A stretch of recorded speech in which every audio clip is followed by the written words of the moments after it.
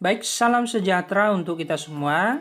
Kembali lagi pada video pembelajaran IPS untuk kelas 7 SMP ya.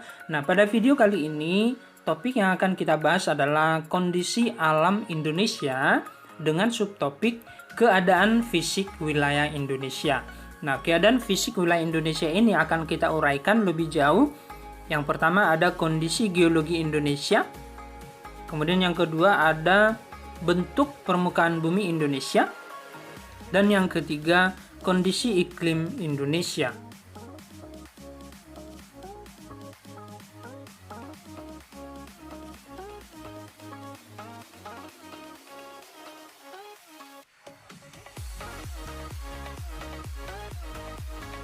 Kita awal yang pertama, kondisi geologi Indonesia.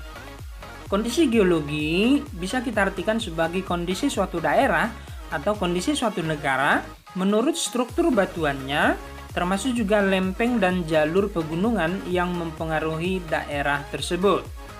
Nah, dikatakan lempeng adalah sebuah pecahan kulit bumi yang selalu bergerak baik secara vertikal maupun secara horizontal. Sehingga secara umum di dunia ataupun di bumi ini ada sangat banyak lempeng-lempeng, dan setiap lempeng senantiasa bergerak sehingga setiap lempeng selalu kondisinya ada yang saling berdekatan atau bertumbukan, ada juga yang saling berjauhan ataupun saling bergesekan atau berpapasan seperti itu ya. Kondisi lempeng yang saling bertumbukan ini biasanya akan menghasilkan gempa yang sangat dahsyat. Jika terjadi di laut akan menghasilkan tsunami seperti itu. Selanjutnya, jalur pegunungan adalah jalur atau daerah terbentuknya gunung berapi. Jalur atau daerah terbentuknya gunung yang aktif ya. Nah, secara umum kondisi geologi Indonesia yang pertama dipengaruhi oleh 3 lempeng bumi, yaitu lempeng Eurasia. Eurasia itu singkatan dari Eropa dan Asia ya. Kemudian lempeng Indo-Australia atau istilah lainnya India-Australia, dan lempeng dasar laut Pasifik ya. Lempeng Eurasia ada di bagian barat dan utara Indonesia. Lempeng Indo-Australia atau India-Australia ada di bagian selatan Indonesia, sedangkan lempeng dasar laut Pasifik di bagian timur Indonesia.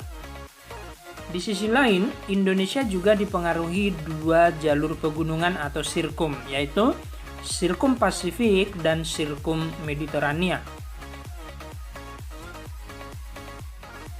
Nah, berikut ini merupakan peta lempeng tektonik yang mempengaruhi wilayah Indonesia. Terdiri dari lempeng Eurasia, Eropa dan Asia di bagian utara dan barat Indonesia.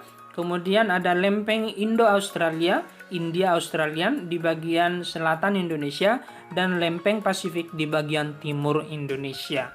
Ketiga lempeng inilah yang mempengaruhi wilayah Indonesia secara umum ya. Kemudian seperti yang sudah saya jelaskan tadi juga bahwa Indonesia dipengaruhi juga oleh 2 sirkum atau jalur pegunungan, yaitu sirkum Pasifik dan sirkum Mediterania ya.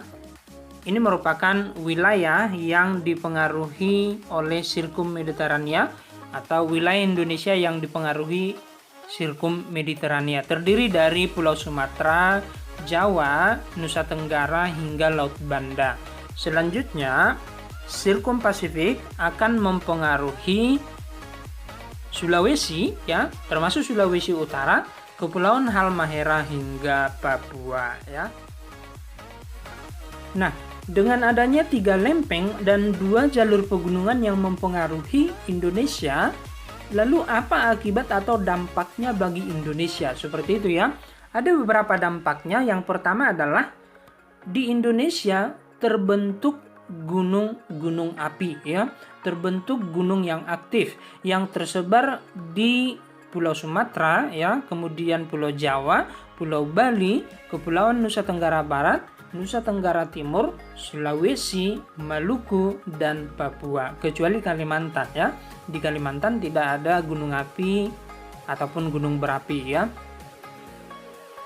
Nah, lalu akibat yang kedua, Indonesia kaya akan berbagai jenis barang tambang magmatik.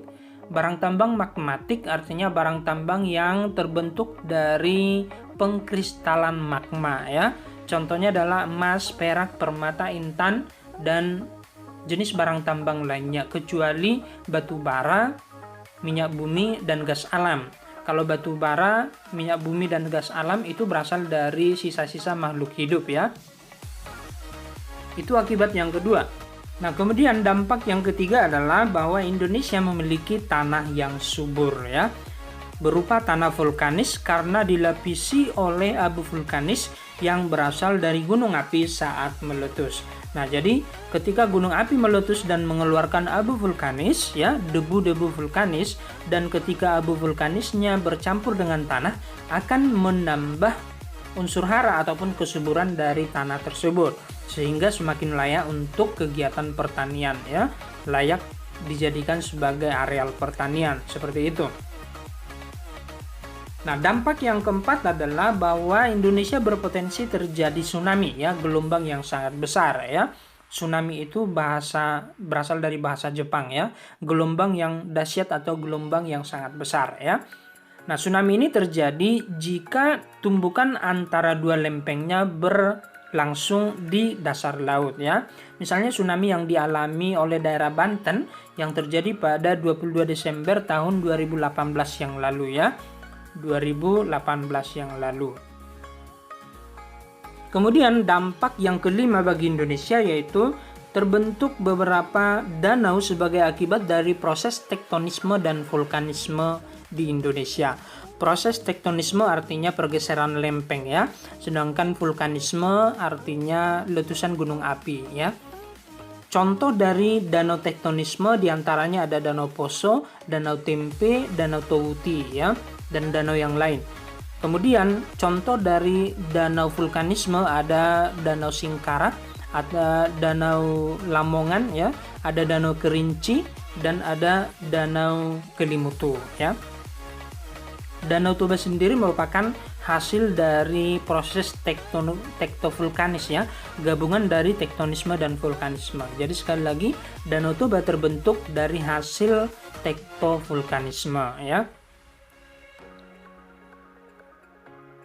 Akibat yang keenam yaitu sering terjadi gempa tektonik dan gempa vulkanik. Gempa tektonik adalah gempa bumi atau getaran permukaan bumi, getaran kulit bumi sebagai akibat dari pertumbukan lempeng atau pergeseran lempeng. Adapun gempa vulkanik adalah gempa bumi sebagai akibat dari letusan gunung api. Tentu ketika kita bandingkan kekuatan dari gempa tektonik dengan gempa vulkanik, bahwa gempa tektonik itu jauh lebih kuat, jauh lebih besar goncangannya daripada gempa vulkanik ya. Gempa vulkanik itu hanya dirasakan oleh masyarakat yang tinggal di sekitar kaki gunung saja ya. Sedangkan gempa tektonik itu jangkauannya sangat luas ya. Nah, berikut merupakan peta persebaran gunung api di Indonesia dimulai dari Pulau Sumatera hingga Papua ya. Kalian bisa amati sendiri letak gunungnya beserta nama gunungnya ya. Misalnya Gunung Merapi di mana, Gunung Talang di mana, Gunung Kerinci, Gunung Sumbing, dan lain-lain ya. Peta persebaran gunung api yang lain. Kalau di sini tadi masih kurang lengkap ya. Di sini Gunung Sinabung dan Gunung Sibayak belum disertakan. Kalau di sini sudah dibuat ya, Gunung Sibayak mana, Gunung Sinabung mana, ini sudah lebih lengkap walaupun tulisannya semakin kecil begitu ya. Tetapi sejauh ini masih bisa dibaca ya. Silakan pelajari sendiri, baca sendiri lokasi gunungnya beserta nama gunungnya seperti itu ya.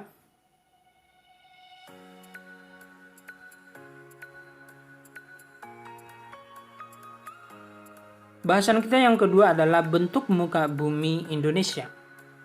Nah, wilayah Indonesia dengan luas daratan yang mencapai 1.922.570 km persegi dan luas lautnya yang mencapai 3.257.000 483 km persegi, artinya lautnya lebih luas ya.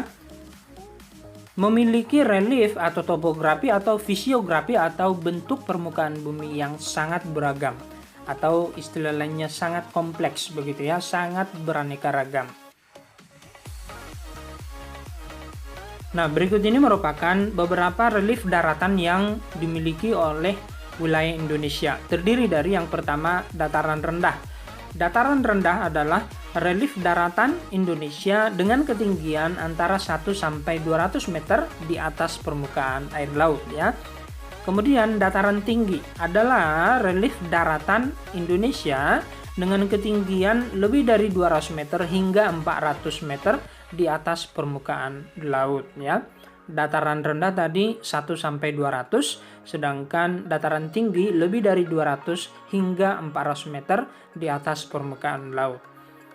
Kemudian pegunungan adalah relief daratan Indonesia yang paling tinggi ya. Pegunungan itu paling tinggi ya. Selanjutnya gunung. Gunung artinya relief daratan dengan permukaan yang menonjol seperti itu ya. Gunung artinya daratan yang lebih tinggi dari sekitarnya ya. Kalau lembah kebalikannya ya, lembah adalah daratan yang lebih rendah daripada sekitarnya. Relief daratan Indonesia di mana daratan tersebut lebih rendah ya. Mencekung seperti itu ya, cekungan di daratan itu lembah. Kemudian ngarai. Ngarai adalah relief daratan Indonesia yang sifatnya terjal ya. Tebing terjal di daratan, itu ngarai. Lalu ada pantai. Pantai ini adalah batas antara darat dengan laut ya. Nah, ini merupakan beberapa relief daratan yang ada di Indonesia. Selanjutnya adalah relief dasar laut yang ada di Indonesia. Yang pertama ada dangkalan. Dangkalan artinya laut yang sifatnya dangkal. Kedalamannya kurang dari 200 meter ya. Selanjutnya adalah lubuk laut. Lubuk laut sering juga disebut dengan basin ya. Lubuk laut artinya cekungan di dasar laut yang sifatnya sangat dalam juga ya. Cukup dalam, mencekung di dasar laut, itu lubuk laut ya. Selanjutnya gunung laut. Gunung laut artinya gunung yang terbentuk di dasar laut ya. Kemudian relief dasar laut yang berikutnya adalah palung laut. Palung laut adalah dasar laut yang sempit dan sangat dalam. Sempit dan sangat dalam, biasanya berbentuk V ya. Dasar laut yang sempit dan sangat dalam, itu palung laut. Selanjutnya adalah ambang laut. Ambang laut adalah daerah perbukitan ataupun pegunungan di dasar laut. Ambang laut artinya pegunungan atau perbukitan di dasar laut. Yang terakhir punggung laut. Punggung laut artinya tanggul raksasa di dasar laut. Tanggul yang besar di dasar laut. Nah, ini beberapa relief dasar laut yang dimiliki oleh Laut Indonesia yang ada di dasar Laut Indonesia. Nah, berikut ini merupakan gambar dari relief daratan yang tersedia di Indonesia, mulai dari dataran rendah hingga pegunungannya. Dataran rendah tentunya lebih dekat dengan pantai, lebih dekat dengan laut ya, paling rendah dari semuanya ya. Lalu ada danau juga ya. Danau adalah daratan yang digenangi oleh air tawar. Kemudian ada sungai juga. Sungai adalah daratan yang dialiri oleh air tawar ya. Kita bisa amati juga perbukitan, dataran tinggi, lembah hingga gunung ya. Nah, kemudian ini merupakan relief dasar laut yang juga dimiliki oleh dasar laut Indonesia. Mulai dari dangkalan, yaitu laut yang tidak dalam, kedalamannya hanya kurang dari 200 meter. Kemudian ada ambang laut, yaitu berupa pegunungan atau perbukitan di dasar laut. Lalu ada lubuk laut atau basin, yaitu cekungan di dasar laut. Kemudian ada palung laut. Palung laut adalah dasar laut yang sangat dalam namun sempit, berbentuk huruf V gitu ya. Kita bisa lihat kenampakannya atau gambarnya. Kemudian ada gunung laut juga ya. Gunung laut adalah gunung yang terbentuk di dasar laut ya. Yang tidak ada di gambar ini adalah punggung laut ya. Tadi punggung laut adalah dasar laut yang berupa tanggul ya, tanggul raksasa atau tanggul besar ya.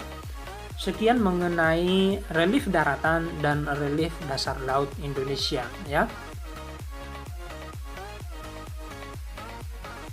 Coba kita amati lebih jauh atau kita pelajari lebih jauh seperti apa perbedaan kondisi dasar laut Indonesia antara bagian barat, bagian tengah dengan bagian timur ya. Di mana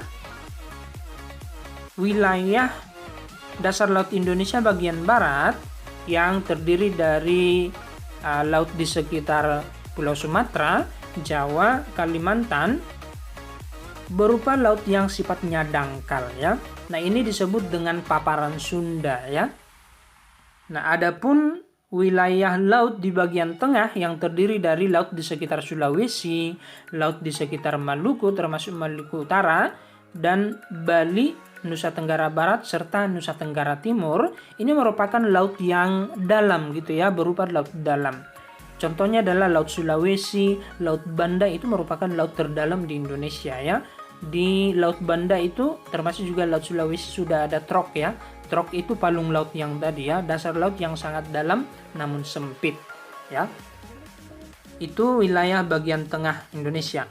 Yang ketiga adalah wilayah laut bagian timur ya, di mana berada di sekitar Pulau Papua dan Kepulauan Aru. Nah, laut yang ada di sekitar Papua dan Kepulauan Aru ini sifatnya juga dangkal ya. Nah, laut ini disebut dengan paparan Sahul. Nah, yang menjadi pertanyaan, apa yang dimaksud dengan paparan seperti itu ya? Paparan artinya laut dangkal yang menghubungkan pulau dengan benua ya. Jadi, paparan Sunda artinya laut dangkal yang menghubungkan kepulauan Indonesia bagian barat dengan benua Asia. Adapun paparan Sahul adalah laut dangkal yang menghubungkan kepulauan Indonesia yaitu Kepulauan Papua dengan benua Australia. Seperti itu ya. Jadi sekali lagi paparan adalah laut dangkal yang menghubungkan kepulauan dengan benua ya.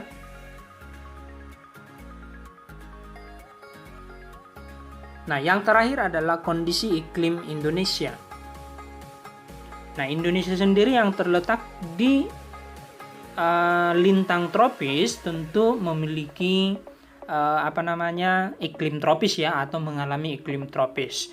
Indonesia juga berada atau dilalui oleh garis khatulistiwa atau garis ekuator, garis dengan 0 derajat lintang ya. Nah, Indonesia mengalami 3 jenis iklim ya, yaitu iklim tropis, iklim musim atau iklim muson, dan iklim laut. Nah, seperti apa ciri-cirinya? Kita lihat yang pertama iklim muson. Iklim muson yang dialami Indonesia terdiri dari musim hujan dan musim kemarau ya. Nah, musim hujan sendiri terjadi setiap bulan Oktober hingga April ya, saat berhembus angin muson barat atau angin musim barat gitu ya.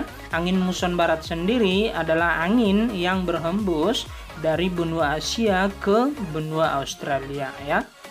Nah, karena melewati samudra yang sangat luas, membawa banyak uap air sehingga di Indonesia musim hujan karena banyak mengandung uap air, banyak terjadi hujan jadinya begitu ya. Nah, lalu musim yang kedua adalah musim kemarau. Nah, ini terjadi pada setiap bulan April hingga Oktober, kebalikan dari musim hujan tadi ya. Nah, ini terjadi saat berhembus angin musim timur ya, yaitu angin yang berhembus dari benua Australia ke benua Asia ya. Nah, angin dari benua Australia tidak membawa banyak uap air sehingga angin yang berasal dari Australia sendiri cukup kering begitu ya, sehingga Indonesia mengalami musim kemarau gitu ya. Itu iklim muson yang dialami oleh Indonesia. Lalu selanjutnya adalah iklim tropis Indonesia.